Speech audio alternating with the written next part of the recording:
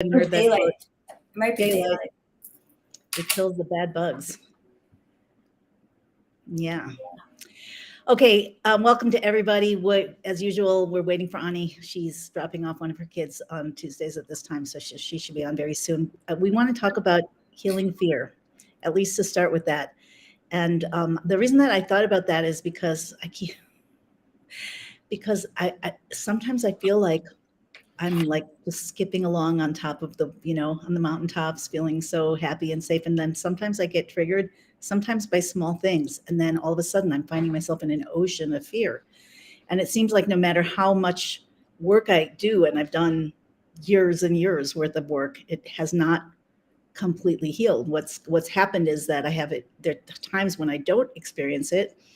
And then, I can operate on top of it. Like it doesn't derail me usually anymore. That's huge. And I have a lot of tools and techniques to calm it down. But how do we heal that at the root? And I feel like that's it has to be one of the core shifts of redemption, because it happened with the fall in the Garden of Eden, right? There was only love.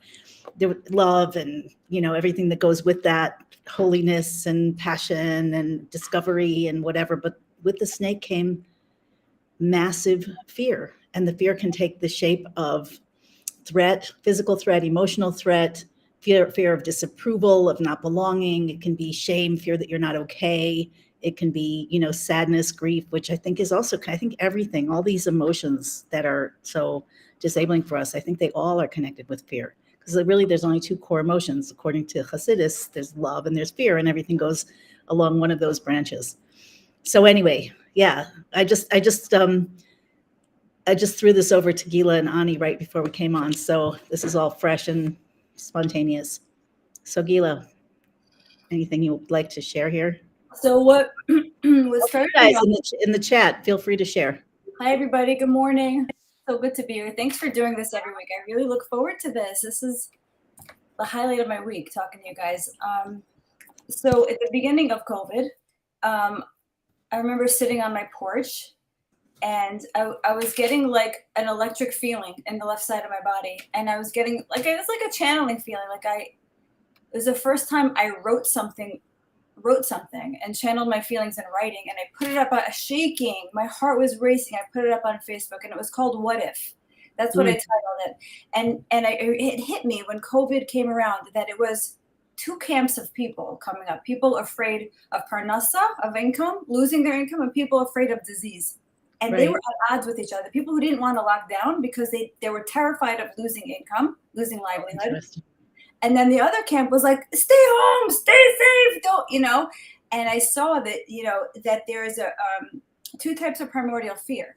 And it was interesting to see that I fell into the camp of afraid of losing my sustenance. Like I'm not afraid of health issues. I never have been. I don't know why. Wow. Yeah. So what about you? So I want to ask, what's the thing that triggers you? Like, most of all, what spirals you out most of all? Health fears for myself or my family are the most triggering for me, or health or safety. Money has been a big trigger at times, but usually I can get, much more rarely, and usually I can shift myself out of it pretty easily, because I guess I've learned to relax around that and seen how, even when there's I went from huge scarcity and struggle, and it's impossible that this will ever change, and a prayer that it would, like someday, one day, somehow, to a lot more abundance. And we've been somewhat up and down, but the change was so extraordinary and then it was so much fun. Money became fun for a while, especially when I started doing summits. The world is headed that way. When money becomes so abundant, we're just gonna play. Yeah. Yes. Yeah. What was your primary experience that you could trace back? What's the root of your fear around medical issues as a child? Or that's a good question. I think that I know that it's part of it is genetic, because my grandmother was a massive hypochondriac, and she was scared of everything. And that definitely, she wrote about it, she talked about it.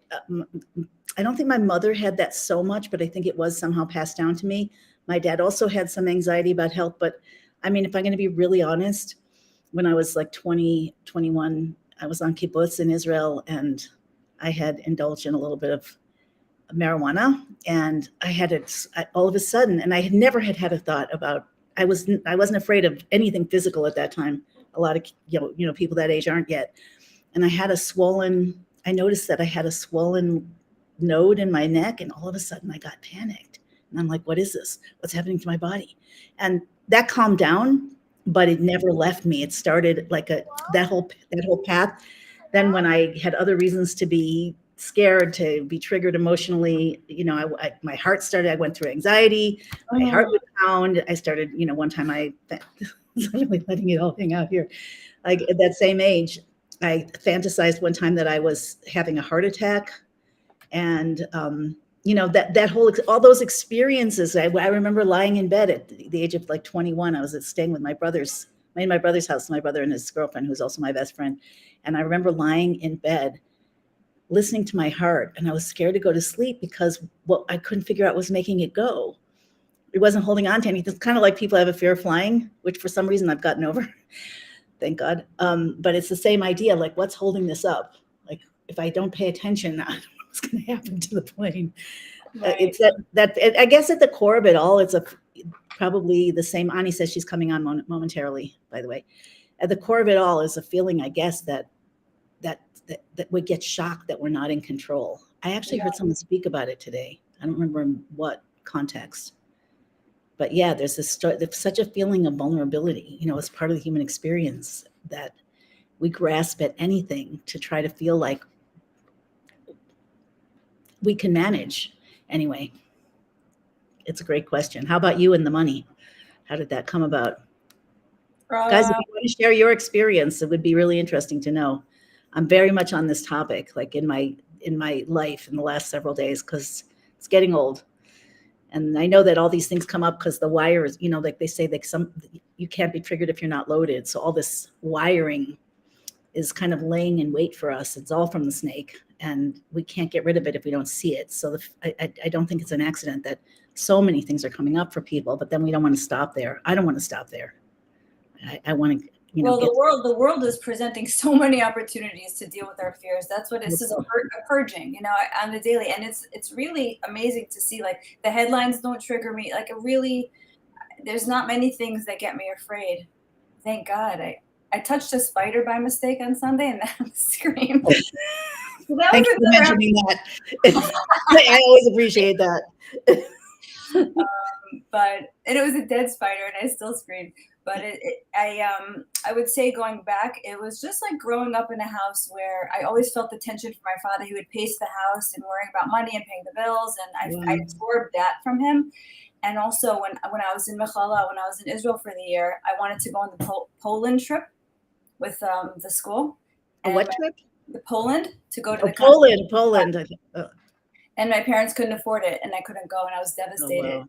And at that moment, I was like, this is in my power. I'm going to do everything I can to make money, so I never have to deny my children anything. That I remember having the conversation with myself, and then I was like, okay, Hashem, I'll take this. Forget you. I got this. I'm going to work my butt off, and I'm trying to undo that, and that's why I'm so afraid, because I think I'm in control of it, and I'm not at all. But I've been blessed like you, Baruch Hashem. My business is so successful, and I thank Hashem every day, and I realize it's Him. And the more I realize it's Him, the more I can let go. Like, I stopped working Sundays. I used to work one Sunday a month, and now I don't. Like, I'm really letting go and understanding that the flow of money can come from many. This is Louise Hay. It comes from many directions and surprises me, expected and unexpected ways. Right. So there's yeah. Wow. Has it changed at all? You say it's loosening up. Yeah, it always boils down to me feelings of the fear of not being able to provide for my kids. It's not really, I can do without, I can go without, but like, I always want to be able to give them everything. It's really a problem. What's happened to them? That's a whole other subject, but it's really, I noticed years ago that however we're brought up, wherever our pain points are, we usually go overboard the opposite direction for our kids, causing them to be like the perpetrators that maybe, to replicate just to illustrate. Yes, it's funny because I can't hold money over them. I can't. My kids are not bribable because I've given them. I'm like, what do you need? Here's $20. Whatever they need. They don't care about money now. So now I'm like, can you do this? I'll pay you to do this. And they're like, they don't care. I knew a mother who was like, she had, I don't remember, 9 kids, 11 kids, whatever. She was super indulgent. Like she was, everything in her life was for them. She never asked them to do anything. Like she'd be up late, on Shabbat or whatever, clearing the table and washing the dishes, and the kids would be sitting there, Mom, Mommy, and she would run to them. And it was kind of like shocking to me. And I asked her, like, how were you brought up like this? And she's like, no, the opposite. My parents expected me to do everything. Right. So what's interesting is that, she was like, didn't want that for her kids, but now her kids were being her parents. Right. You're creating a whole different set of issues. Well, we keep going back and forth, it seems like. Yeah. There has to be a balance. But the one good thing I will say about my children is that they didn't turn out spoiled. Like when we go to TJ Maxx and they find something they like, I'm like, get 2 of them. They're like, Mom, we don't need 2. Stop. Like, you know what I mean? They're minimalist. Like there is good that came out of it. They're not high maintenance kids. Thank God. It's a miracle. So it's really working out well. And growing up here in Long Island, 5 towns, they never wanted name brands. They never wanted. Wow. No, Baruch Hashem. So this has worked out well for you. You didn't actually create any monsters here. No, thank God. Except for one, maybe. There might be one monster. But that's just a teenage thing. I think he's just going through. Probably. Yeah. Probably. So are your kids scared? Like, how do you? No, my kids are not afraid. Because of they're annoyed. My kids are not afraid. They're annoyed. They're like, stop talking about all this. They're not afraid. They've never been afraid. And what the saddest thing to see in COVID was like the fear transmission of the masks on kids. I was like, oh, come on. Right. It's horrible. So sad, Shifra, to see that. Like, to see that that high alert that parents were on. It's such a hard way to grow up. But that's I'm extremely grateful that we escaped that fate, because it was moving in such a bad direction and it was going fast and people weren't awake. And I just want to acknowledge, and just in front of everybody, that so much has turned around. So much has turned around. So even though there may still be bumps in the road, we don't know what God has planned. We don't know what's going to take, but you're right. Prevention, it would have been right now. So much has turned around. I don't think they could get humanity to ever do that again. They tried. Remember the air that it got polluted? They tried for a second to get us to put these things on again. Monkeypox. They floated that story about the monkey that fell off the truck. Remember that story? Yeah, stupid. And for months before that, Tori was talking about, here comes Ani. Tori was talking about monkeypox, how they're going to introduce. Because they can't get traction. Hi, Ani. They can't. They can't get traction with fear anymore, and that's a beautiful mile marker of growth for humanity. Because nothing in the media is scaring us too much anymore. So far, it seems like that. So far, it seems. I mean, I don't talk to so many people who think very differently from the way we do, though. But I think they're far less able to trigger people. You see memes about like aliens saying, maybe it's our turn now. I have a friend who teaches in a school in Riverdale, which is like, they're kind of into the mainstream. And he said, I'll read you something he said to me real quick. He texted me yesterday like this. He said, I just feel a strong sense of people being done with mainstream media, buying into the narrative. Even the normies aren't buying the nonsense. So where was he before? Is that a change for him? Yeah, absolutely. He's teaching at what's that girls' school in Riverdale? Breyers? SRA? No, SAR. SAR, thanks. Yeah. So that's a pretty rough crowd over there. So Ani, on fear. You missed our intro. From fear. Our intro platform. My biggest, Geula said it's either money or health. For her, it's been money. For me, it's been health. You know, what triggers the most. But How about you? What camp are you in? You saying money or health? it could be that there are other things. People have fears about relationships. People have fears about belonging. Being manipulated and self-betrayal. Oh, That's your biggest fear? Those are my biggest, because that's where you lose all your personal power. Wow. Where you give you adopt, you just let somebody else's whatever in and adopt it as yours, and you think it's yours, and you lose. Did that happen to you a few times? My whole life, until I'm in my next round now of purging. I'm like in the middle of like, hopefully this is the final round, but purging that next level of subtle stuff that I said, like, oh no, this is me and this is what I want to do and I'm helping people. And then I'm like, oh, look at all of these people who I tried to communicate that I'm going through stuff. I don't have a lot of capacity. And they're still like, okay, I hear you. Good luck, but what could I still get from you? And that hurts so badly. And you realize and then it's like, wow, that was a whole other level of self-betrayal that went I don't on. think I understood. I don't think I got it. Could you paraphrase what you just said? Like the experience that I just went through.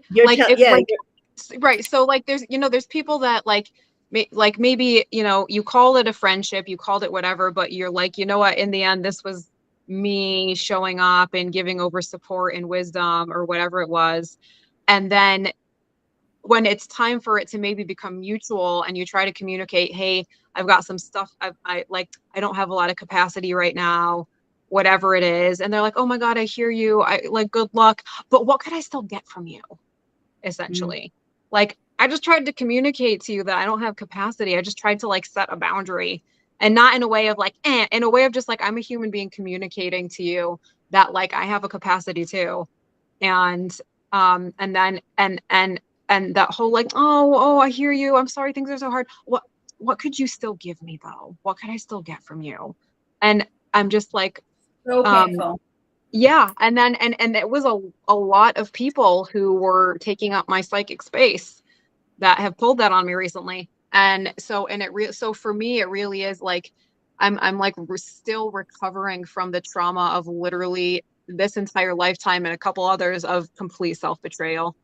And it's so painful, but healing from fear is really so much about taking our personal power back. And that starts with honoring our truth and our own Daladamos, honoring our capacity.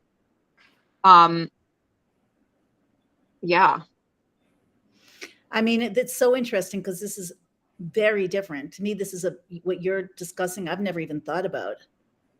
Yeah, my biggest fear is self-betrayal, because the soul is like, because you sell out your soul, and your soul is like, you just enslaved me to these other people's klipas or to your need for validation or for whatever it is. And like the pain it causes to the soul itself, because you're taking yourself out of your actual tachlis and purpose and being like, look, I'm helping people and that's my purpose.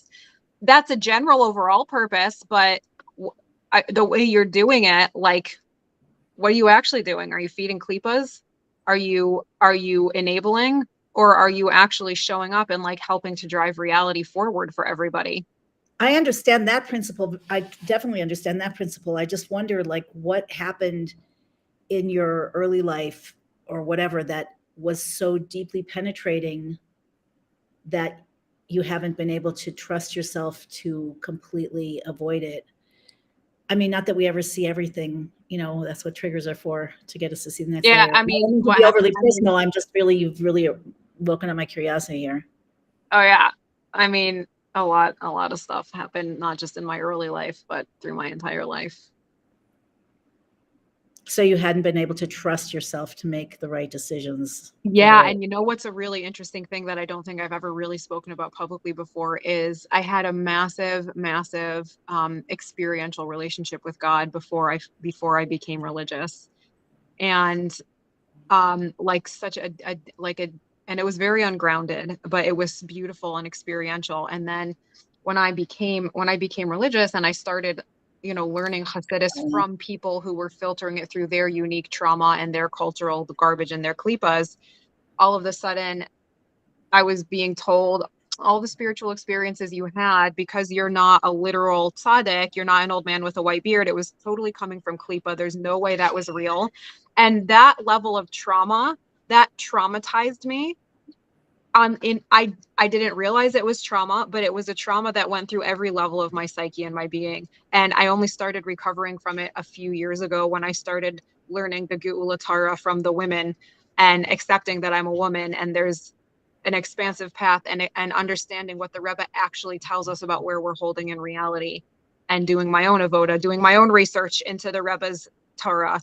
And so it was just like, blow. And look, I signed up for it because all of those existential blows were what was eventually going to like railroad me back into my own self and my own truth, and honed my intense klipa detectors to know. It's my Shammai vision. We talked about this last time. Yeah. It honed my vision to know, like, that looks good, but that's not good. It gave me that. It gave me the sensitivity, and now it's a matter of being like, I'm having this next level purge, and I trust that God is going to be filling that space with the things that I actually want in the way that will actually be deeply best and most satisfying. And does that mean you're clearing out some long-standing relationships and standing in a vacuum? Some of them longer standing, some of them just over the past few years. But, you know, they were taking the things that were taking up a lot of psychic energy. A lot of tikkunim that came into my souls, that came in, that we had some deaths or whatever. But yeah.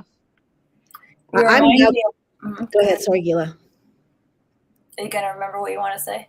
Well, let me just put the question on the table, and then you can go. The question I'm going to want to ask us to explore is, do you guys think that the specific nature of our fear triggers has to do with what we're here to uncover, like what we're here to innovate for ourselves and humanity? Because that's coming up for me. Yeah. But Geula wanted to say something. I just didn't want to forget. Thank you for letting me say I just want to validate what Ani said, because the cruelest experience is to minimize or diminish someone's spiritual, experience. Like, what did you say? You experienced God? It was like an experiential relationship. So I have this sometimes when I tell the wrong people my like synchronicity stories, and they like, or they don't. So it's like, you have to really protect who you share these experiences with.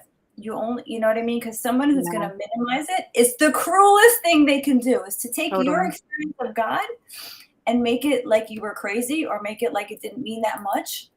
So mean. And that's what I heard when you said, well, you went through that, you had, because our relationship with God in the end is the most precious thing that exists. And the most precious thing that exists. And it's so deep and intimate. So it's like when you choose to share that with somebody and they crap all over you, it's gross. It's like, ew. And it's disappointing, because it's like if you were sharing that with somebody, you're trying to make a connection with somebody, and you're opening something up that's vulnerable. And then it's like, oh, wow, that hurt a lot. Ouch. So much. Yeah. And like, it's funny, because in my case, because, I show up publicly very fiery for truth, but I never call out individual people. I never call out individual institutions. I will call out overarching ways of thinking. But people think that because a person shows up strongly or aggressively for truth in a public way, that it means you don't have any actual feelings.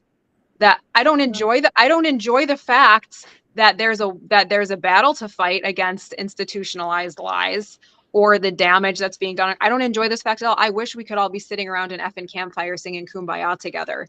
I hate this. I actually hate it. It goes against all of my trauma. It goes against all of my programming. I actually hate it. But people think that because you show up and say things in a confident way that trigger them, that they can come back at you, and that you should just be pop in a quarter and get out some Hasidus, or pop in a quarter and get out some, and pick a fight. I hate it, but it's what I signed up for. Right. That answers your question. Like your trauma, your early trauma is actually what you came to help the world heal. In healing it in yourself, you're healing it for everybody. So I'd love to take this more detailed and to ask you guys, like, what do you see as the healing? So the healing for this betrayal of the self is to be clear and forthright and stand strong. What is the healing for fears of money or fears of health? That's what is the purpose that comes up as a result of, what is the God purpose that comes out and into the world as a result of this constricting fear that we, whatever version we have of it. Before you answer, public service.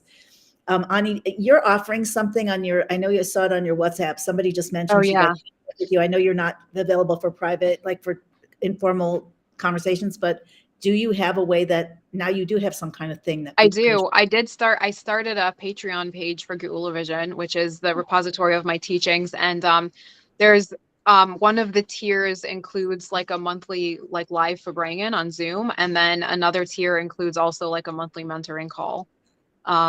So if people are interested, you can look into that. That's another way. People find it my capacity.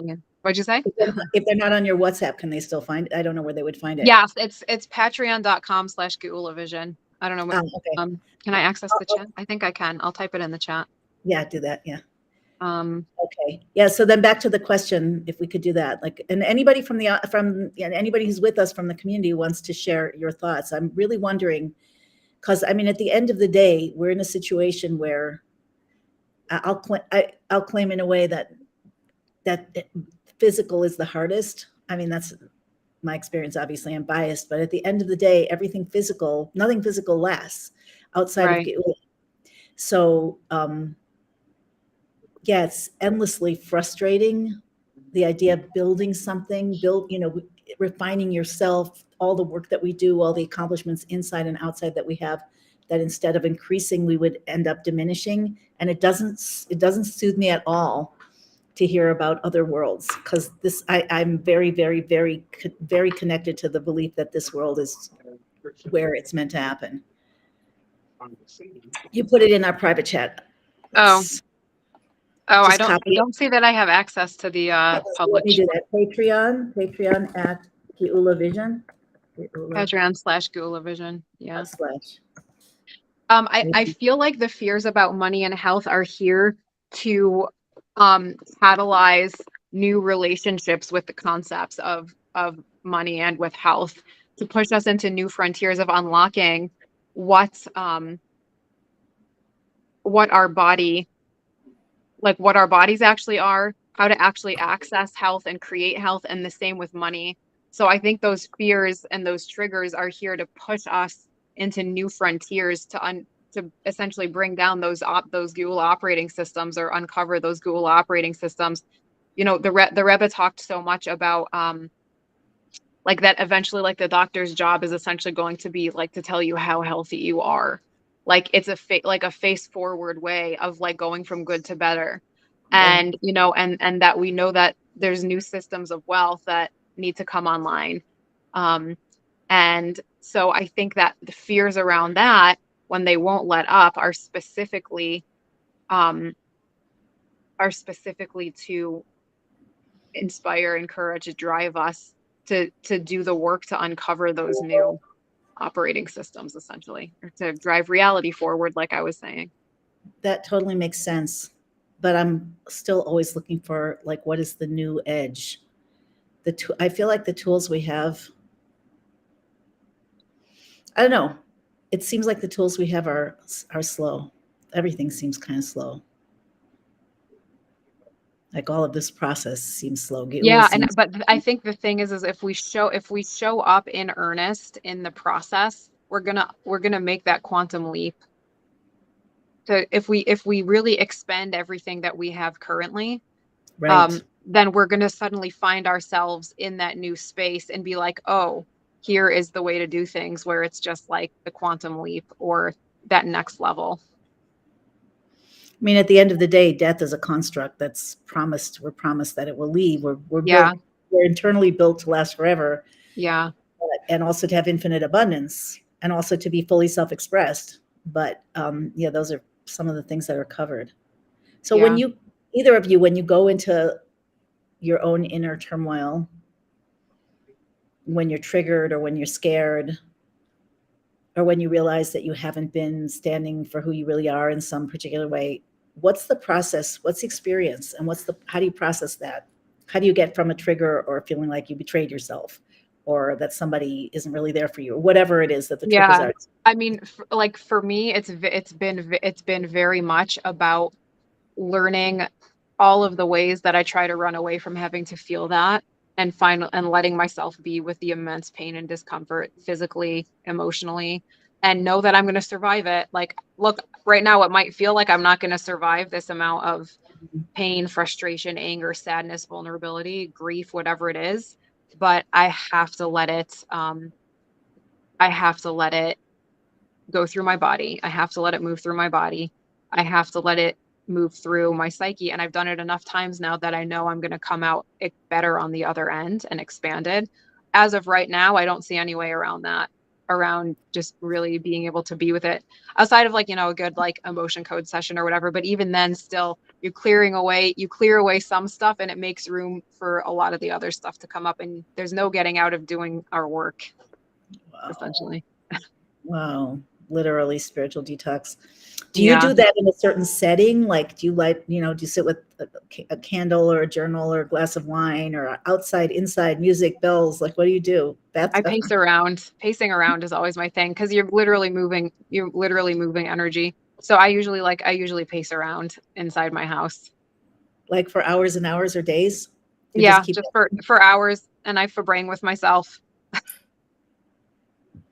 I did that once after my brother Michael passed away, and I was at the end, and it was Erev Rosh Hashanah, and I was on the beach in New Jersey on the shore, and I just walked up and down the beach, asking myself, what's true? What do you really believe? If you zero out everything and you don't have to believe a thing.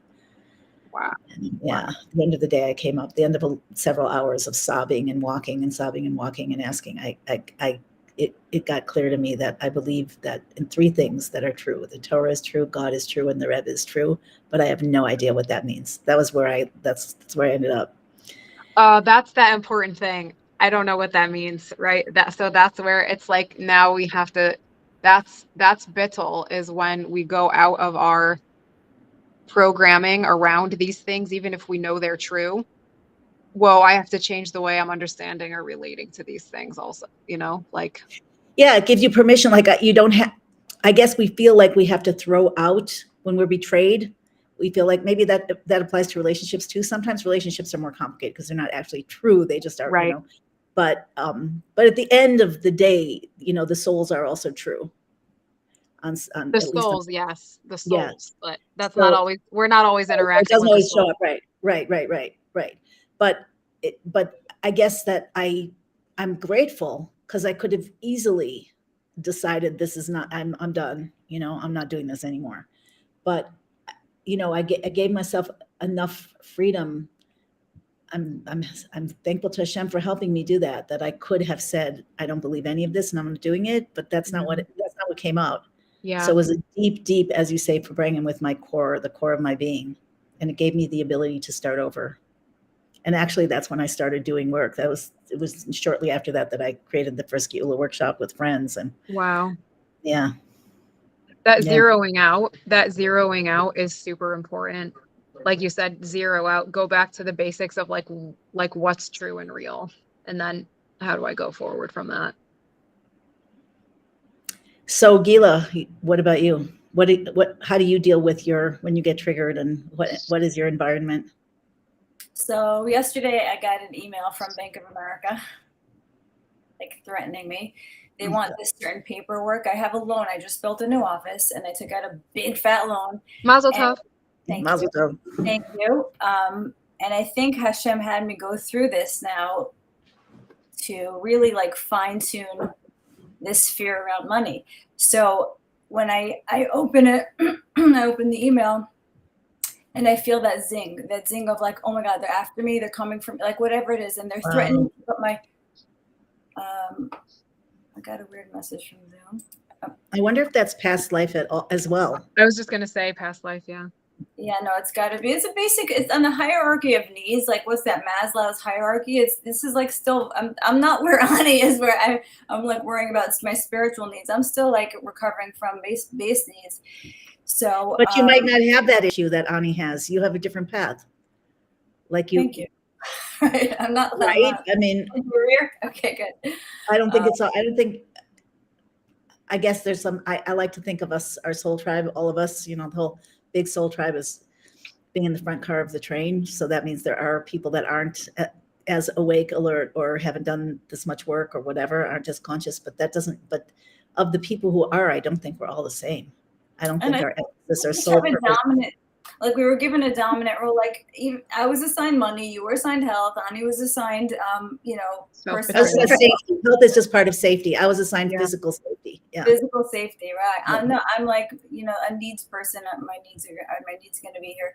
So I felt the fear when I opened the email. I'm like that zinger, that first it's just a feeling in the body of oh crap, and the amount of time of recovery from beginning of trigger to end is how I measure how far I've come. It was literally 10 seconds. And then I was like, F you, screw you. I wrote back an angry email. I'm like, listen, I've been a great customer. This is my second loan with you people.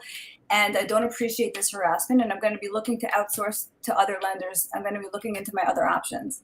So I turned it around. I empowered myself. Yes. And I understand that the banks are going down and they're scrambling. And this is, and they've never done this to me in the 15 years I'm working with Bank of America. They've never asked me after a loan has been closed for more paperwork and to prove that I paid taxes. I'm like, so I understand that the dark energy on the planet is scrambling, and they're chasing their own tails. They're making up stupidity right now. It's really actually begging you to take your power back. Yeah, because it's vomiting. As the Alter Rebbe says in Tanya, the dark side is vomiting up everything it stole, and we need to be here to take it back. Literally vomiting. That's what the Alter Rebbe says. Yes, they are barfing. Wait, say that again.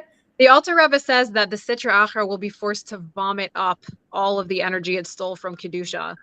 At this point in history, it's in. I can't remember where in Tanya. I can't remember where in Tanya it is. But literally the word vomiting up. Send that to me. Yeah, because that's what we've seen happening is like literally the whole dark side vomiting up all of this power and energy. We have to be ready to take it. It can't just go into a vacuum. It's for us.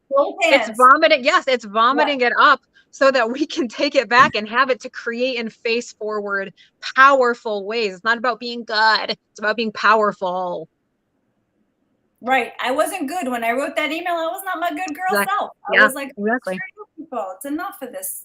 I understand. And how I help myself recover is trying to think about it in a funny way. Like I remember I was listening to Guru and he was like, the only people at the IRS answering the phones right now are the janitors. So like I try to find something funny because humor is a big way to recover. Yeah. Yeah, and just like to think about the future. Like I understand the quantum financial system that's coming and that we're going to ride on the money out of this matrix. We're riding on the money. When the money flips, when it goes from the bad guys to the good guys, we're like you said, Schiffer, the abundance, the feeling of going into abundance will be giddy. We will be giddy because we've been suppressed. We've been imprisoned in a money matrix. Yeah. Yeah, I can't. It's hard for me to comprehend what money then would be used for. I know that silver and gold are used for the Beis Hamikdash, the temple, but like, will people then exchange and sue, like Monopoly? Some people will gather more of other people's money just to get a fresh start. Who knows? We're gonna exchange on energy. I'm gonna make something I love and give it to you. You're gonna create something you love and give it to me. It's just going to be pure. It's training wheels. The money is, we're going to get off these training wheels of how to barter with each other. And we're going to exchange energetically. That's how I see it going down. I've heard that from Mel Carmine. I got to give him a shout out. Mel Carmine. Yeah, I don't know. It's possible. I've heard people say that at some point we'll have replicators, so we won't need to pay for things. I mean, there are already 3D printers, although I guess materials cost something. And there's probably also so many things already that we don't know about. It's just, Okay, but taking it to the next plane here. So when it comes to fear for physical safety, whether it's from outside or inside, you can't really write anybody a letter, though I do write God letters. I wrote God a long letter today. You can't really I mean, you can only, it seems like you can only do it, then it's between you and God. It's between you and you and God. So it seems to me, and please like chime in if you don't agree or you do agree or you have another insight, but it seems like it requires a complete shift in the matrix. Like you can't get over the reality of life unless you can get to a new reality. Do you know what I'm saying? Well, yeah, that's why I go into everything I read about the quantum financial system and the quantum, everything that's going to change. I pull that in by imagining it. Our imaginations are so magnetic. And I know it exists, and it's revealing itself so slowly. And I think that, the more we dream about it, and we create the new reality that way. We're so powerful, we don't even know. Yeah, that's what we're uncovering. Yeah, that's the biggest thing to uncover, is to use your imagination for good. Use your imagination for good. It's really a switch in the wiring. We're really kind of recreating ourselves, that hologram that we are, that system of information and energy. And that's the upgrade to the Eitz Chaim system. A new DNA. Not for sissies. Literally. Like they say, not for sissies. Someone asked, how am I not scared to be out there if my fear is other people's stuff? So it's not other people's stuff that scares me, but the ways that I betrayed myself in the face of other people's stuff. So it's really about me and my willingness to trust myself and my willingness to assert myself and to tune into my own soul and know that I can trust, knowing that my soul is real and I can hear her all the time if I'm tuning in correctly, and walking in the ways that she directs me to walk, even if it goes against the holiest thing is to be nice programming. You're really tired of being nice. I can hear that. Yeah, I mean, I stopped being nice. I stopped playing that game like a while ago, but I've seen the subtler and subtler ways that I was like, please, could you like me? Please, will somebody like me and tell me that I'm a good girl and validate me? And like that only ends in disaster. And I'm tired of doing that to myself. I'm so tired. I'm so tired of entering into these types of situations and connections, and they're time bombs for me. And I'm sick of it. And I'm not doing it. And that doesn't mean I'm going to be mean to people, but it means like my energy is protected. Yeah. Yeah. Go ahead. It's about being able to rely on yourself to take that 3-second pause from whatever is going on right now, to recenter yourself. But this is, I learned from Terry Real, to let the whoosh of reactivity pass by. Like if you're afraid of someone else triggering you, rely on yourself to take a moment. We feel like in this age, like we have to text everyone back and answer everybody in the moment, to be able to pull yourself back and understand, regroup at the soul level and be able to respond from that higher place. Yeah. It's so big. And that's that's a tool to be able to rely on yourself. Right. And the thing is that we also have to understand that responding from a higher place doesn't mean I'm going to be calm and compassionate. And I may, when I respond in a way that's fiery and angry, it's not reactive. It came from me actually sitting and baking internally. It would be angry if I was like just screaming at someone and insulting them. But if I'm like, nah, this is something that needs to be delivered with some intensity and some fire, I wasn't being reactive. And that's the biggest thing, is like people gaslight other people out of righteous anger by being like, when you calm down, we'll talk. That means that you want me back in my complacent baseline so you can keep manipulating me. No, thank you. No, thank you. You don't get to do that to me or anybody else. No, thank you. Yes. I had that experience. A guy who was putting a generator into my office. When you calm down, because he started blaming me for something, and I was like, listen, that's not how it happened, X, Y, and Z. He goes, I got to hang up the phone because you're being too crazy. And I'm like, you have to hang up the phone on me? And that's exactly that experience, because I was speaking to him in a Assertive. Not a good girl way, right? Yeah. He turned it around on me. Terrible. Ain't having it. No. Ain't having it. I'm feeling like, I mean, here, as I'm hearing, I'm feeling into this question of what it is that, we're created with a certain kind of psychic deficit, like an internal mini black hole that makes us always, that we're starting from a place, whichever our particular path is, it seems like we're all starting from a place, I'm just floating this by you guys. It seems like we're all starting from a place where, you know, our internal core experience is not enough. And it all comes down to not safe, right? That's what fear is about. So whether it's not safe, the body's not safe, or the finances aren't safe, or the relationships aren't safe, or the integrity of the self isn't safe. It's something, there's like something that we give away, or we experience ourselves like victims out of our full power, because there's this intrinsic feeling that something's missing and something has to be proved or earned or acquired. I don't know if that's making sense, but as opposed to like located internally and like just tapped into and revealed, you're saying. Yeah, where is our eternal infinite self that is our bedrock, that there is reality of our own being. What, you know, in the times when I've experienced that, which has only been the last several months and only occasionally, that it's shockingly like it pushes away everything, nothing else. Like there's nothing else. There's nothing, I'm getting fogged. There's nothing else that matters, and there's nothing to be afraid of, because if you're real, you're real. And then what can threaten you? You know, the only things that aren't real. And that's it, is understanding. I think that's the words that I've stumbled upon so many times in like this healing, that, and this taking back my power, is I'm real. I'm real. I'm allowed to be real. I actually exist. I'm real.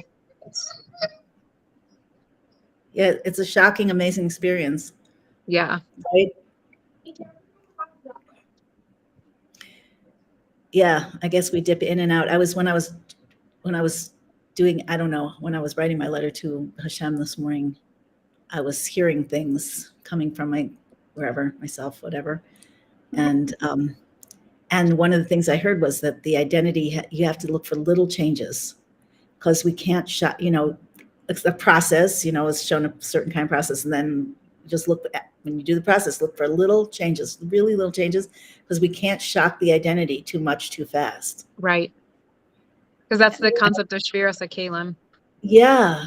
I have an example. Good.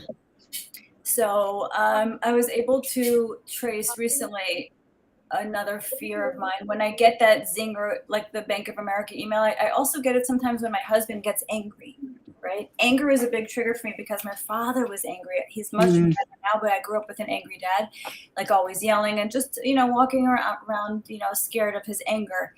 And I married an angry man also, but he's also come a long way. But I feel when he's done so much work, really, I have to give him a ton of credit.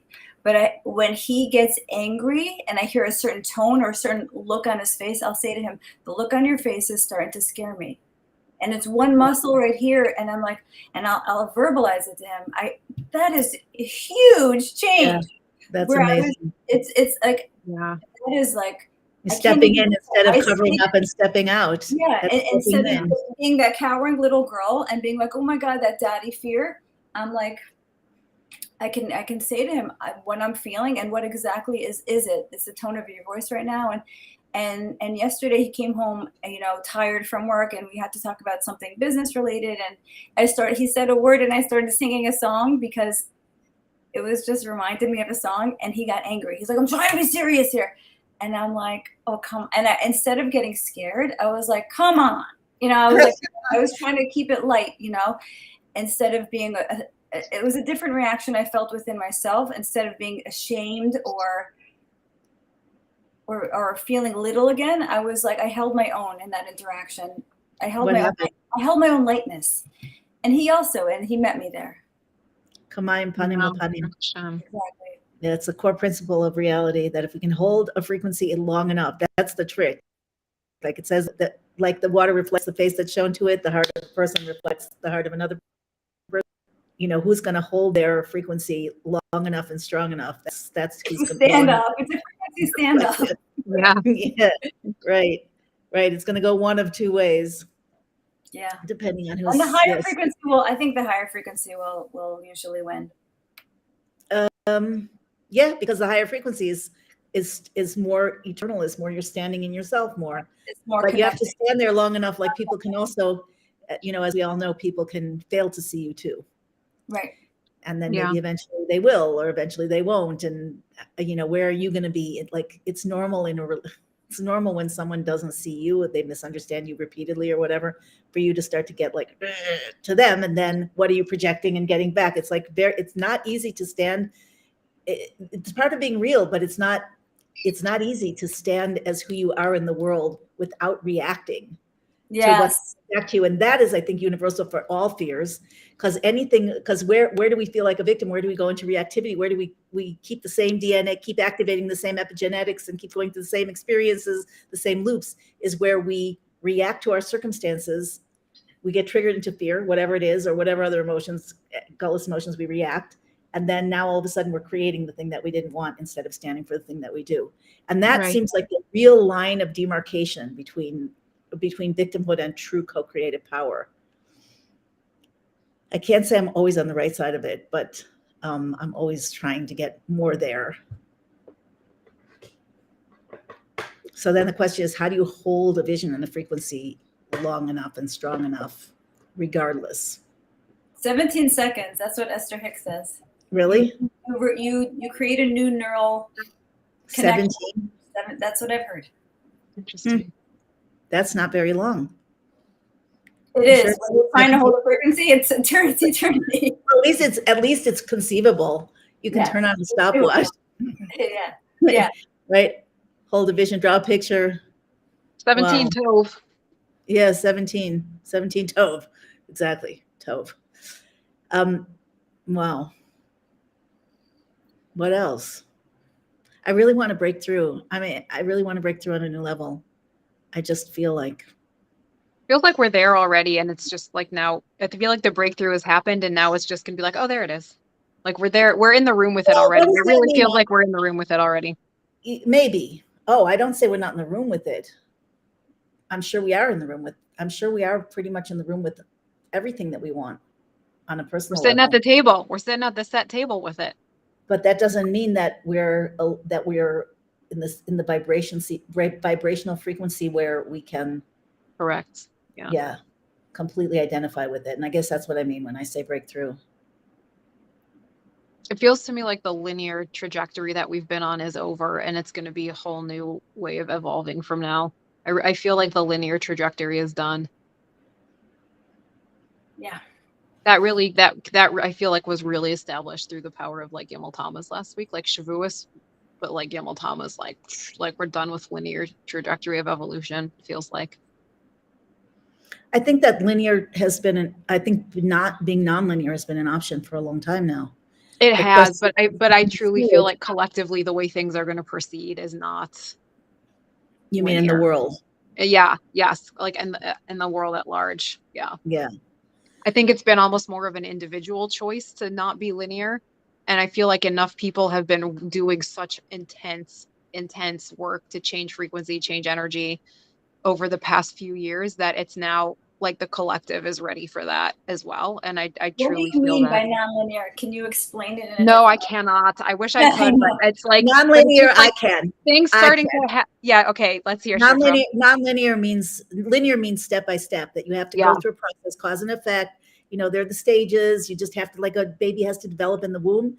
It's linear. If the baby is born all of a sudden when it's not time, that's nonlinear, but it won't work. The baby wouldn't survive.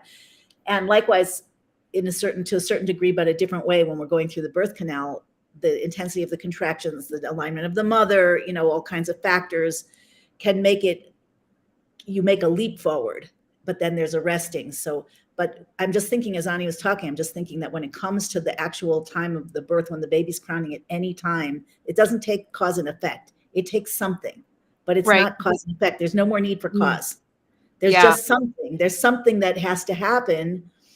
And that seems to be true, like everything that we are trying to experience that's new is a birth, right? Collectively and individually. So what is that something that can be the catalyst for the revelation or the integration or the manifestation of what's right there crowning? I think that's what you're saying. We're here. We're here already. Yes. Yeah. Yeah. Exactly. Yeah. I guess. Yeah. Nonlinear meaning like, yeah, no more of the step by step that we've been used to, or it has to go this way. It's like, no, But we have to like, earn it. And we have to observe it. We have to deserve it. That's the power of bitachon, which of trust, because it yeah, cuts through all of that. You don't have to earn it. It doesn't have to be, you right. don't have to go through the process. It's for your good. You don't have to, it's none of it. It's just, you cut right through to the true nature of reality and Yeah. you're there. Yeah. Right. You suddenly arrived. You've been Yes, on this suddenly journey, arrived. and then all of a sudden you're there, and you didn't know how Yeah. really you got there, because it was like a Katsira Saderach. What's that called? The pizza Saderach. Yeah. Yeah. I love it. There's a story that somebody asked the Rebbe, it went around a lot. Somebody asked the Rebbe, what's it going to be like? Oh, no, there were two Bachram. This is a story. There were two young guys, yeshiva students, standing outside the Rebbe's office door, and they were debating what's it going to be like when Mashiach comes. How's it going to be? And the story is, now that I'm telling it, I suspect it's not true. I don't know, but that the Rebbe opened the door and said, Pitom, just like this. It's going to be a surprise. Oh, right. That's what you said, Geula. Yeah, I like that. I don't remember the exact words used, but yeah. Right. It's like falling asleep, like gradually, and then all of a sudden it's complete, Yeah. Yeah. Even though that's an inactive. It's really, we're talking about quantum leap. A quantum leap is when you go from one dimension in which there's certain laws and certain processes that have to take place if you want to get from start to finish to the goal. But if you're in another quantum, if you make a leap to another quantum dimension, that process, the rules are different. The operating system is different. Yeah. Yes, exactly. I gotta go, guys. Thank you for this. I loved it. We'll do it again next week. Yeah, it's of course. 10. Yeah. Yeah. I think this is our regular date from now on. I love it. If one of us can't, we'll just assume we're doing it unless we hear. Yes. Sounds good. Have a great day, guys. Okay. Right. Bye, Thanks, guys. everybody. Love you guys. Love you. Take Bye. care. Love you. People here with us, if you want this kind of discussion to be more prevalent in the world, if you believe in this, if you want to be part of it, then share, like, and share with people. Okay. It's really important.